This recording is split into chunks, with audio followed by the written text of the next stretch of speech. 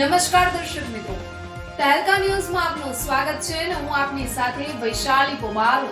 કરીશું નજર સમાચાર પર.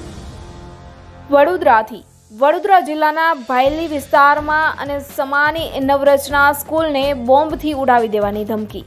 વડોદરા જિલ્લાના ભાયલી વિસ્તારમાં આવેલી નવરચના સ્કૂલના પ્રિન્સિપાલને ઈમેલ દ્વારા ભાયલી સહિત સમાની બંને સ્કૂલને બોમ્બથી ઉડાવી દેવાની ધમકી આપવામાં આવી હતી, જેના પગલે વહેલી સવારથી જ સ્કૂલ ચાલુ હોવા છતાં એસઓજી, બીડીએસ, ડોગ સ્ક્વોડ, સ્થાનિક પોલીસ સહિતના ઉચ્ચ અધિકારીઓનો કાફલો 3 સ્કૂલ પર પહોંચી ગયો હતો અને બાળકોને બહાર બોલાવીને બોમ્બની તપાસ દ્વારા પણ કરવામાં આવી હતી, જેના પગલે એક તબક્કે બાળકો સહિત શિક્ષકોમાં પણ ભયનો માહોલ ફેલાયો હતો.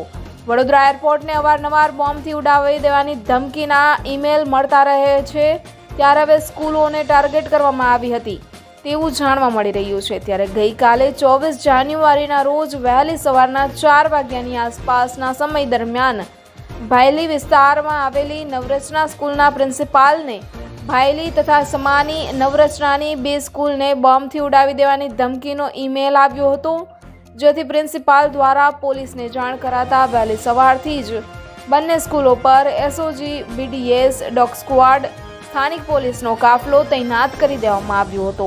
સ્કૂલો ચાલુ હોવાના કારણે તમામ બાળકોને બહાર કાઢી લેવામાં આવ્યા હતા. એક તબક્કે બાળકો અને શિક્ષકોમાં પણ ભયનો માહોલ ફેલાયો હતો. રિપોર્ટર અવી સૈયદ, તહેલકા ન્યૂઝ, ભાયલી, વડોદરા.